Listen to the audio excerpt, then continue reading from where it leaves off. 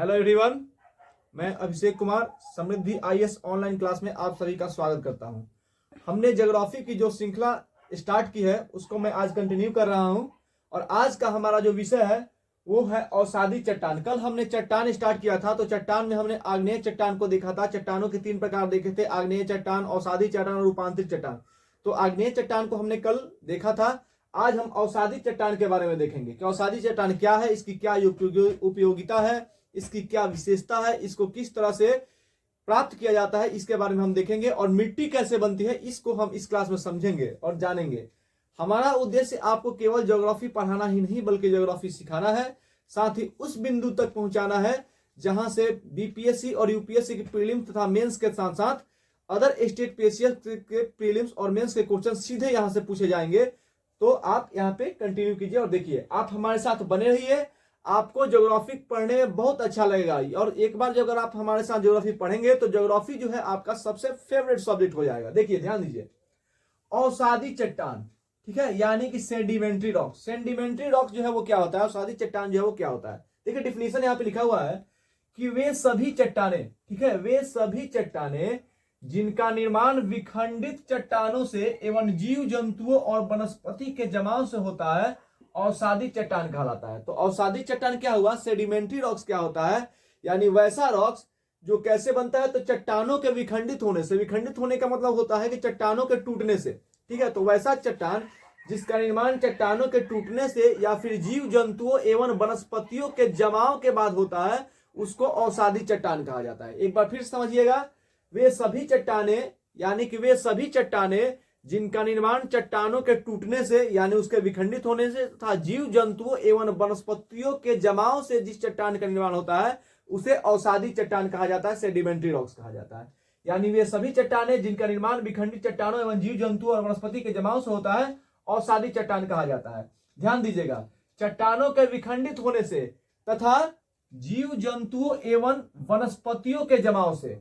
तो ध्यान दीजिएगा, चट्टानों के विखंडित से जो बनता है वो सेल बनता है। सेल क्या है, अवसादी चट्टान है। बात करते हैं वनस्पति एवं जीव जंतु की, तो वनस्पति यानी कि पादप। तो पादप से क्या बनता है, तो पादप से कोयला बनता है। जब पृथ्वी के अंदर काफी दिनों तक पेड़ पौधे जब दब जाते हैं तो उसके बाद जो बनता है वो कोयला बनता है। यानी वनस्पति से क्या बनता है, कोयला बनता है। कोयला क्या है, तो कोयला अवसादी चट्टान है। ध्यान दीजिएगा, कोयला क्या है, कोयला जो है अवसादी चट्टान है यानी कि सेडिमेंट्री रॉक्स है। जो कैसे बनता है, तो पेड़ पौधे एवं वनस्पतियों से बनता है। आपने डिफिनीशन में देखा कि विखंडित चट्टानों एवं जीव जंतुओं तथा वनस्पतियों के जमाव से बनता है। तो वनस्पति यानी पादप के जमाव से कोयला बनता है, कोयला अवसादी चट्टान है। जबकि जंतु के जमाव से, जंतु जब पृथ्वी के अंदर दब जाते हैं तो पहले उसके स्केलेटन दबते हैं, तो जंतु के स्केलेटन से चूना पत्थर बनता है और चूना पत्थर जो है वो भी क्या है, अवसादी चट्टान है। तो समझ में आ गया कि अवसादी चट्टान क्या होता है। तो वे सभी चट्टाने जिनका निर्माण चट्टानों के टूटने यानी पत्थरों के टूटने एवं जीव जंतुओं तथा वनस्पतियों के जमाव के बाद होता है उसे अवसादी चट्टान कहा जाता है, ठीक है। अब देखिए इन चट्टानों से मिट्टी जो है वो कैसे बनता है। ध्यान दीजिएगा, जो सबसे पहले जो रॉक्स होते हैं यानी कि जो चट्टान होते हैं, सबसे पहले ये जो चट्टान होते हैं वो टूटते हैं तो क्या बनते हैं, तो गोलास बनते हैं यानी कि बोल्डर बनते हैं। सबसे पहले गोलास बनता है यानी कि बोल्डर, गोलास में बोल्डर इसको इंग्लिश में कहा जाता है। उसके बाद बजरी बनता है, इससे छोटा होता है, तो बजरी को क्या कहते हैं हम लोग, ग्रेवल, ठीक है, बजरी को ग्रेवल कहते हैं। उसके बाद सैंड बनता है यानी कि बालू बनता है, सैंड बनता है, बालू बनता है। उसके बाद क्या बनता है, सिल्ट बनता है यानी कि रेत बनता है। उसके बाद चीका बनता है यानी कि क्ले बनता है, क्ले। और उसके बाद कीचड़ यानी कि मड बनता है। इस प्रकार से मिट्टी बनती है, ठीक है। चट्टान से जो मिट्टी में रूपांतरण होता है वो इस प्रकार से होता है। सबसे पहले बोल्डर बनते हैं। बोल्डर जो है वो बड़े बड़े चट्टान होते हैं, ऐसे इस टाइप के हो जाएंगे। बजरी जो होंगे इससे छोटे छोटे हो जाएंगे, जैसे नदियों में आपको पत्थर देखने को मिलते हैं। उसके बाद आपको सैंड देखने को मिलता है, फिर रेत, बालू, चीका इस तरह से देखने को मिलता है, ठीक है। और इसी क्ले से क्या बनता है, सैल बनता है। और सैल क्या है, अवसादी चट्टान है। ध्यान दीजिएगा, विखंडित चट्टानों से यानी चट्टानों के विखंडित से। तो यहाँ जो चट्टान था वो क्या हो रहा है, विखंडित हो रहा है। बोल्डर बन रहा है, ग्रेवल बन रहा है, सैंड बन रहा है, सिल्ट और क्ले और फिर मड बन रहा है। तो इस प्रकार चट्टानों के टूटने से सैल बन रहा है और सैल क्या हुआ, अवसादी चट्टान हुआ। तो आपका जो डिफिनेशन हुआ वो यहाँ पे आपने देख लिया कि चट्टानों के टूटने से सैल बन रहा है, वनस्पतियों के जमाव से कोयला और जंतुओं के जमाव से जो चूना पत्थर बन रहा है, और ये सभी क्या है, अवसादी चट्टान है। ठीक है, अब देखिए ये जो अवसादी चट्टान है मिट्टी बनता है इससे। इस प्रकार देखिए एक होता है एलुवियल सॉइल यानी जलोढ़ मिट्टी, जो मिट्टी बनता है तो क्या बनता है, जलोढ़ मिट्टी। जलोढ़ मिट्टी आप देखेंगे, जलोढ़ मिट्टी के क्षेत्र में, एलुवियल सॉइल के क्षेत्र में देखिए क्या क्या आता है, ये होगा भाबर का मैदान, तराई, बांगर और खादर। ये चार क्षेत्र जो है जलोढ़ मिट्टी के क्षेत्र के श्रेणी में आते हैं। इसमें देखिए भाबर जो मिट्टी है, भाबर का क्षेत्र है, तो यहाँ की मिट्टी जो है वो किस किस से मिलकर बनी है, तो ग्रेवल, बोल्डर और ग्रेवल से। भाबर का जो क्षेत्र है वो बोल्डर और ग्रेवल से बना है, बोल्डर और ग्रेवल से बना है। तराई का जो क्षेत्र है ये ग्रेवल और सैंड से बना है। ठीक है, तराई का जो क्षेत्र है वो, तराई का क्षेत्र ग्रेवल और सैंड से बना है। ठीक है, और ये बांगर का जो क्षेत्र है, बांगर मिट्टी का जो क्षेत्र है ये कैसे बना है, तो सैंड, सिल्ट और क्ले से बना है। ठीक है, ये बना है, ध्यान दीजिएगा, सैंड, सिल्ट और क्ले से बना है, क्ले से बना है। ठीक है, और ये जो खादर का मैदान है ये सिल्ट, क्ले और मड से बना है, सिल्ट, क्ले एवं मड से बना है। यानी इस प्रकार से भाबर का क्षेत्र जो है वो बोल्डर और ग्रेवल से बना है, तराई जो है ग्रेवल और सैंड से बना है, बांगर सैंड, सिल्ट और क्ले से बना है, जबकि खादर जो है वो सिल्ट, क्ले एवं मड से बना है। इसमें सबसे अच्छी, सबसे आदर्श कोई मिट्टी होती है तो वो होती है दोमट मिट्टी। ध्यान दीजिएगा, दोमट की जो मिट्टी होती है, दोमट मिट्टी, इसको लोम कहा जाता है, लोम कहा जाता है, और यह सबसे आदर्श मिट्टी होती है। ये क्या होती है, दोमट मिट्टी जो है वो सबसे आदर्श मिट्टी है। और इसके लिए एक क्राइटेरिया होता है, इसका क्राइटेरिया क्या होता है कि वैसी मिट्टी जो सैंड, सिल्ट और क्ले से बना हो और तीनों का परसेंटेज उसके अंदर 33% हो, तो वो मिट्टी आदर्श मिट्टी मानी जाती है। ठीक है, तो ये जो लो मिट्टी है ये कैसे बनी होती है, सैंड, सिल्ट और क्ले से, और तीनों का परसेंटेज जो है वो 33% होना चाहिए। अगर ये तीनों 33% होंगे तो आप कह सकते हैं कि ये मिट्टी जो है सबसे आदर्श मिट्टी है। और सबसे आदर्श मिट्टी कौन होती है, तो दोमट मिट्टी होती है। और ये दोमट मिट्टी के जो क्राइटेरिया इसको कौन फॉलो करता है, तो बांगर मिट्टी फॉलो करता है। इसीलिए कहा जाता है कि बांगर अच्छा नहीं सबसे अच्छा है, इसलिए बांगर जो है वो सबसे बेहतर क्वालिटी की मिट्टी मानी जाती है। ठीक है, अब देखिए ये अवसादी चट्टान प्राप्त करने की विधि।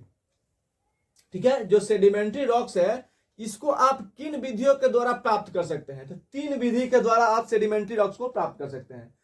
पहला है मैकेनिकली यानी यांत्रिकी विधि से। तो यांत्रिकी विधि से किस किस को प्राप्त कर सकते हैं, तो आपने अभी देखा इसको, यानी boulder, gravel, sand, silt, clay और मड, और इन सबसे मिलकर के क्या बनता है, सेल। और सेल क्या है, अवसादी चट्टान है। तो इस अवसादी चट्टान को, सेल को आप किस विधि द्वारा प्राप्त करेंगे, तो यांत्रिकी विधि द्वारा आप इसको प्राप्त कर सकते हैं। दूसरा है जैविक विधि से यानी कि बायोलॉजिकली, बायोलॉजिकली यानी जैविक रूप से आप किस चट्टान को प्राप्त कर सकते हैं, तो कोल यानी कि कोयला। कोयला कैसे बनता है, तो प्लांट के पृथ्वी के अंदर दबने से बनता है और यह अवसादी चट्टान है। तो जैविक रूप से बायोलॉजिकली किसको प्राप्त कर सकते हैं, तो कोयला को प्राप्त कर सकते हैं। किसको प्राप्त कर सकते हैं, पेट्रोलियम को प्राप्त कर सकते हैं। और सीबीएम, ठीक है, सीबीएम होता है कोल बेड मेथेन। ठीक है, कोल बेड मेथेन जो कि चट्टानों के जो इंडस्ट्रीज होते हैं वहां पे पाए जाते हैं, चट्टानों के अंदर। जैसे ये अगर चट्टान होते हैं तो चट्टानों के अंदर जो लीकेज होती है उसके अंदर मेथेन पाया जाता है, उसको सीबीएम कहा जाता है। तो कोयला, पेट्रोलियम और सीबीएम को बायोलॉजिकली आप प्राप्त कर सकते हैं। ठीक है, केमिकली यानी रासायनिक रूप से, तो नमक और खड़िया यानी साल्ट और चौक को आप केमिकली यानी कि रासायनिक रूप से प्राप्त कर सकते हैं। ठीक है, तो ये 3 विधि जो है वो अवसादी चट्टान प्राप्त करने की विधि है। यांत्रिकी रूप से आप सेल को प्राप्त कर सकते हैं, जैविक रूप से आप कोयला, पेट्रोलियम और सीबीएम को प्राप्त कर सकते हैं, जबकि रासायनिक रूप से आप नमक, साल्ट यानी खाने वाला जो नमक होता है उसको प्राप्त कर सकते हैं और साथ में चौक को प्राप्त कर सकते हैं। ठीक है, उसके बाद देखिए अवसादी चट्टान की विशेषता। ठीक है, अवसादी चट्टान यानी कि जो सेडिमेंट्री रॉक्स होता है उसकी क्या विशेषता है। ठीक है, उसकी विशेषता क्या है इसके आप चर्चा करेंगे। देखिए अगर आप मेंस का क्वेश्चन लिखेंगे तो वहां पे ये टॉपिक जो है वो बहुत आपको फायदेमंद होगा, आपको बहुत सारा नंबर दिया आएगा। ठीक है, तो यहां ध्यान दीजिएगा, अवसादी चट्टान की विशेषता क्या होती है? ये चट्टाने जो है परतदार होती है। ठीक है, अवसादी चट्टान जो है वो क्या होती है? परतदार होती है, लेयर होता है उसके अंदर। उसके बाद ये जीवाश्म पाए जाते हैं, जो अवसादी सेडिमेंट्री रॉक्स होता है उसके अंदर जीवाश्म पाया जाता है, फजल पाया जाता है। ठीक है, उसके बाद ये चट्टानों के टूट फूट एवं जीव और वनस्पति के जमाव से बनते हैं, जैसा कि आपने डिफिनीशन में देखा है। कैसे बनते हैं? तो चट्टानों के टूटने फूटने से, जैसे कि सेल बन रहा है, जीव जंतुओं और वनस्पतियों के जमाव से, तो जीव जंतुओं से चूना पत्थर बनता है और वनस्पतियों से जो है कोयला और पेट्रोलियम बनता है, आप जानते हैं। ठीक है, तो ये बन गया।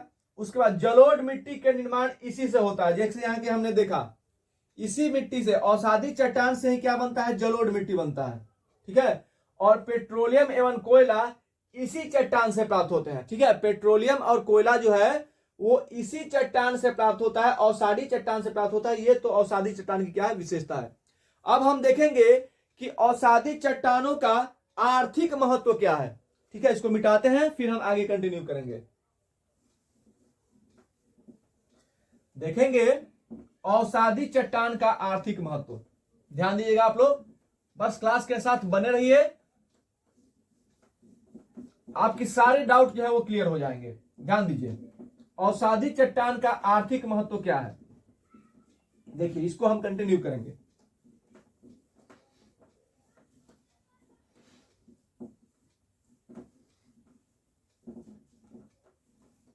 देखिए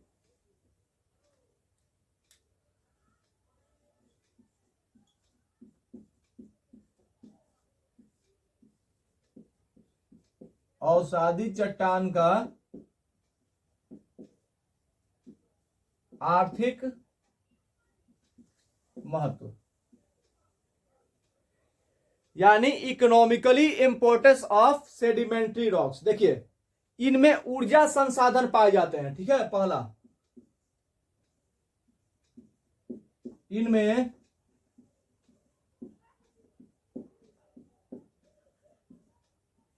ऊर्जा संसाधन पाए जाते हैं। ऊर्जा संसाधन में आप क्या देखेंगे? जैसे कोयला, पेट्रोलियम, सीबीएम, सेल गैस इसमें मिलता है। ठीक है, ऊर्जा संसाधन में क्या हो जाएगा? कोयला, पेट्रोलियम, सेल गैस और सीबीएम। ठीक है, जैसे आप ऊर्जा संसाधन पाए जाते हैं, यानी कि ये सब क्या है? ऊर्जा संसाधन है जो कि इसके अंदर आपको मिलते हैं, इसके अंदर पाए जाते हैं। ठीक है, उसके बाद इनसे क्या होता है? तो बिल्डिंग मटेरियल यानी कि भवन निर्माण सामग्रियां बनाई जाती है। ठीक है, दूसरा, इनसे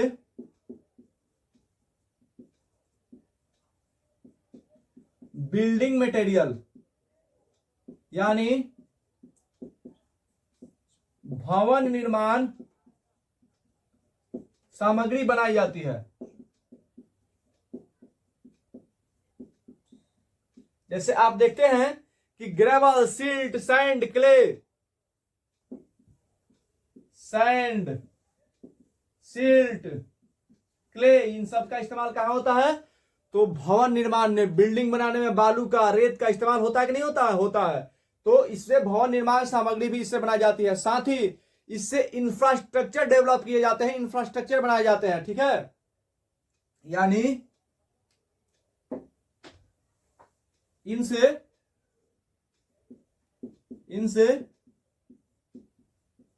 इंफ्रास्ट्रक्चर मटेरियल बनाए जाते हैं।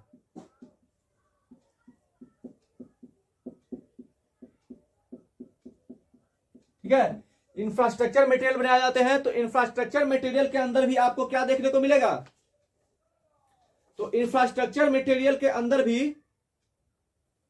ठीक है, इंफ्रास्ट्रक्चर मटेरियल के अंदर भी आप इसके अंदर क्या देखेंगे? तो इंफ्रास्ट्रक्चर मटेरियल के अंदर भी आपको सैंड, क्ले, एक्सट्रेक्ट्रा, यानी ये सभी चीजें आपको यहां पर भी देखने को मिल जाएंगी। ठीक है, उसके बाद देखिए दुनिया की सबसे उपजाऊ मैदान जो है, ठीक है, जहां पे सबसे अधिक कृषि का उत्पादन होता है, यहीं पे आपको देखने को मिलता है। ठीक है, चौथा इसी से बनता है। दुनिया का सबसे उपजाऊ दुनिया का सबसे उपजाऊ मैदान इसी चट्टान से बनता है, इसी चट्टान से बनता है। अब देखिए, दुनिया का सबसे उपजाऊ मैदान कौन सा है? तो दुनिया का सबसे उपजाऊ मैदान जहां पे कृषि उत्पादन सबसे अधिक होता है वह है उत्तर भारत का मैदान।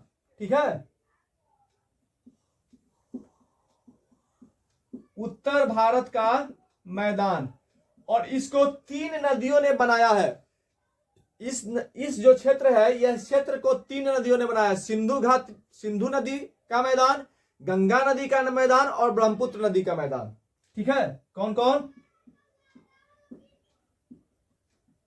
सिंधु नदी का मैदान,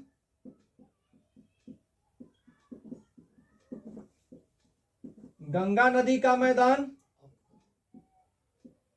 और ब्रह्मपुत्र नदी का मैदान।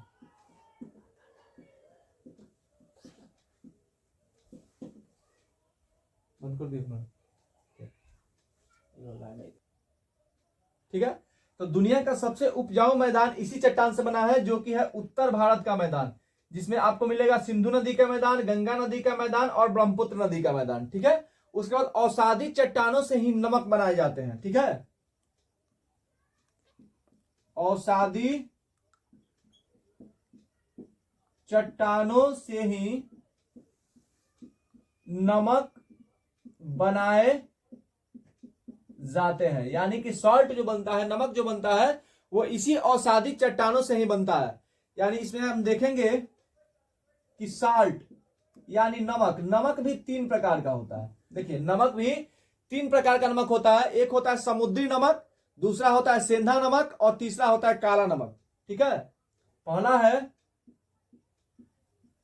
समुद्री नमक यानी आयोडीन वाला नमक। ठीक है, दूसरा होता है सेंधा नमक। ठीक है, दूसरा होता है सेंधा नमक, यानी सेंधा नमक क्या होता है? तो जो लोग उपवास करते हैं उस समय जिस नमक का यूज करते हैं उसको कहा जाता है, यानी उपवास वाला।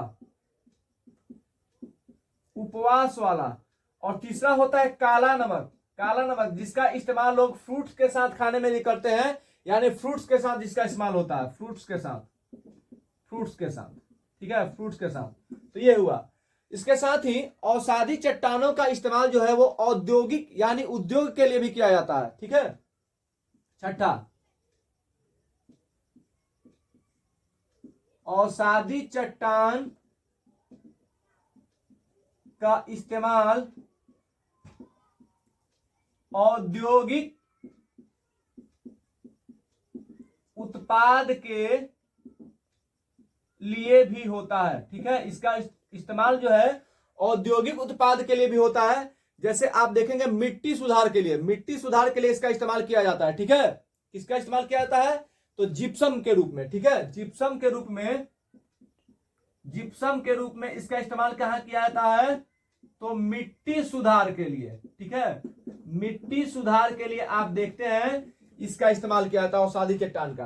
तो ये था औषधि चट्टान का आर्थिक महत्व। ठीक है, अगर इससे रिलेटेड क्वेश्चन अगर एग्जाम में पूछा जाए कि औषधि चट्टान क्या है, औषधि चट्टान को किस प्रकार प्राप्त किया जाता है, इसकी क्या विशेषता है, इसके आर्थिक महत्व को समझाए, तो आप बड़ी आसानी से इस क्वेश्चन का जो है आंसर लिख सकते हैं। मेंस एग्जाम में भी आप इसको बड़ी आसानी से लिख सकते हैं।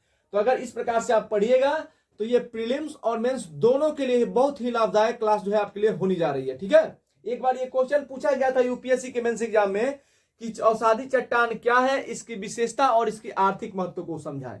ठीक है, तो अगर आप इसको पढ़ते हैं, हमारे साथ जुड़े हुए हैं, तो आप किसी भी स्टेट पीसीएस या यूपीएससी का प्रीलिम्स या मेंस के लिए, तो आपके लिए जो ये क्लास है ये बहुत ही महत्वपूर्ण, बहुत ही इंपॉर्टेंट होने जा रहा है। ठीक है, तो ये था औषधि चट्टान। आज हम देखेंगे मेटामॉर्फिक रॉक्स यानी कि रूपांतरित चट्टान के बारे में। चलिए देखिए, अब हम लोग देखेंगे रूपांतरित चट्टान के बारे में।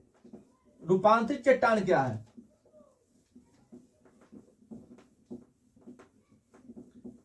चलिए देखिए, रूपांतरित चट्टान,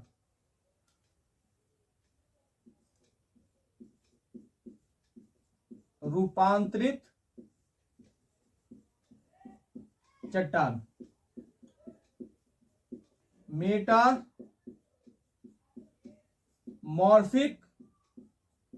रॉक्स। देखिए ये क्या होता है, रूपांतरित चट्टान क्या होता है, यानी आग्नेय चट्टान और अवसादी चट्टान। ठीक है, आग्नेय चट्टान एवं अवसादी चट्टान में जब टेम्परेचर और प्रेशर यानी ताप एवं दाब के, यानी आग्नेय चट्टान और अवसादी चट्टान पर जब ताप एवं दाब का अधिक प्रभाव पड़ता है तो उस समय क्या होता है, बदलाव आता है, जिसे हम क्या कहते हैं, रूपांतरित चट्टान कहते हैं। यानी अवसादी एवं आग्नेय चट्टानों में जब ताप एवं दाब के अधिक प्रभाव से, चलिए मैं यहां पे लिख देता हूं, आग्नेय एवं अवसादी चट्टानों में ताप एवं दाब के अधिक प्रभाव से, ठीक है, आग्नेय एवं अवसादी चट्टानों में ताप एवं दाब के अधिक प्रभाव से बदलाव आता है, बदलाव आता है, जिसे रूपांतरित चट्टान कहा जाता है। ठीक है, जिसे रूपांतरित चट्टान कहा जाता है, यानी मेटामॉर्फिक रॉक्स कहा जाता है। जैसे देखिए, आग्नेय चट्टान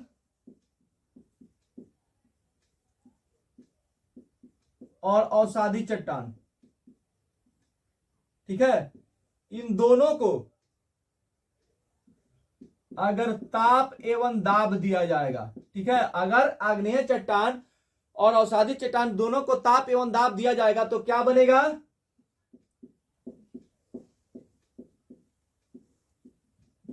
रूपांतरित चट्टान बन जाएगा। ठीक है, आग्नेय चट्टान एवं अवसादी चट्टान दोनों को अगर क्या दिया जाए, टेम्परेचर और प्रेशर दिया जाएगा तो क्या बन जाएगा, रूपांतरित चट्टान बन जाएगा। जैसे बेसॉल्ट और ग्रेनाइट, ठीक है, बेसॉल्ट और ग्रेनाइट, ध्यान दीजिएगा,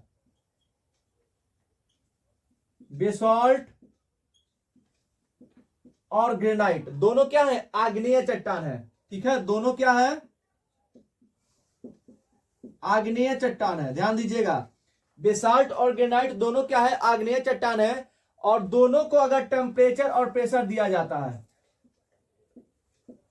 ताप दाब, ताप और दाब। देखिए, बेसॉल्ट को अगर ताप और दाब दिया जाता है तो शिस्ट बनता है, शिस्ट बनता है। ठीक है, क्या बनता है, शिस्ट बनता है। जबकि ग्रेनाइट को अगर आप देते हैं तो नीस बनता है, नीस बनता है, नीस बनता है। और शिस्ट और नीस दोनों क्या है, रूपांतरित चट्टान है। ठीक है, तो यहां पे आपने क्या देखा कि आग्नेय चट्टान को टेम्परेचर और प्रेशर दिया जाए तो शिस्ट और नीस बनता है, और शिस्ट और नीस दोनों क्या है, रूपांतरित चट्टान है। तो आपका जो इक्वेशन है, आपका जो यहाँ पे डिफिनीशन है, वो यहाँ पे सही साबित हुआ। क्या कि आग्नेय चट्टान को ताप, टेम्परेचर और प्रेशर दिया जाता है तो क्या बनता है, रूपांतरित चट्टान बनता है। यानी बेसॉल्ट से शिस्ट और ग्रेनाइट से नीस बनता है, और ये दोनों क्या है, रूपांतरित चट्टान है। अब बात करते हैं अवसादी चट्टान की। ठीक है, अवसादी चट्टान। ठीक है, तो अवसादी चट्टान में आप क्या देखेंगे, कोल और लाइम स्टोन को देखते हैं। कोल और लाइम स्टोन, कोल कहा जाता है कोयला को, और लाइम स्टोन कहा जाता है चूना पत्थर को। इन दोनों को अगर आप टेम्परेचर और प्रेशर देंगे तो क्या होगा। ठीक है, तो कोयला को अगर आप ताप और दाब देते हैं तो ग्रेफाइट बनता है, जिसका इस्तेमाल पेंसिल का जो है लीड बनाने में इस्तेमाल किया जाता है। तो इससे क्या बनता है, कोल को अगर टेम्परेचर और प्रेशर दिया जाता है, यानी कोयला को अगर आप ताप और दाब देंगे तो क्या बनेगा, ग्रेफाइट बनेगा, ग्रेफाइट बनेगा, जिसका इस्तेमाल पेंसिल का लीड बनाने में किया जाता है। जबकि अगर चूना पत्थर को आप ताप और दाब देंगे तो क्या बनेगा, मार्बल यानी कि संगमरमर बनेगा, संगमरमर यानी मार्बल। ठीक है, तो यहां पे क्या देखा, आग्नेय और अवसादी चट्टान दोनों को अगर टेम्परेचर और प्रेशर दिया जाता है तो इनके रूप में बदलाव आता है और वो क्या कहलाता है, रूपांतरित चट्टान कहलाता है। जैसे बेसॉल्ट से सिस्ट, ग्रेनाइट से नीस, कोल से ग्रेफाइट और लाइमस्टोन से मार्बल यानी संगमरमर बनता है। तो इस प्रकार आप समझ गए कि अवसादी और आग्नेय चट्टान का जो रूपांतरण होता है यानी उनके रूप में जो बदलाव होता है टेम्परेचर और प्रेशर देने के बाद, और जो नया पदार्थ बनता है रूप में बदलाव होने के बाद, उसी को क्या कहा जाता है, तो रूपांतरित चट्टान कहा जाता है, मेटामॉर्फिक रॉक्स कहा जाता है। तो हम उम्मीद करते हैं कि आप लोगों को चट्टान की क्लास समझ में आई होंगी। तो आपने कल आग्नेय चट्टान को देखा था, आज आपने रूपांतरित चट्टान और आग्नेय चट्टान को भी देखा। तो चट्टान की क्लास आज समाप्त होती है। अगले क्लास में हम लोग अर्थक्वेक यानी भूकंप, डिजास्टर को देखेंगे। धन्यवाद।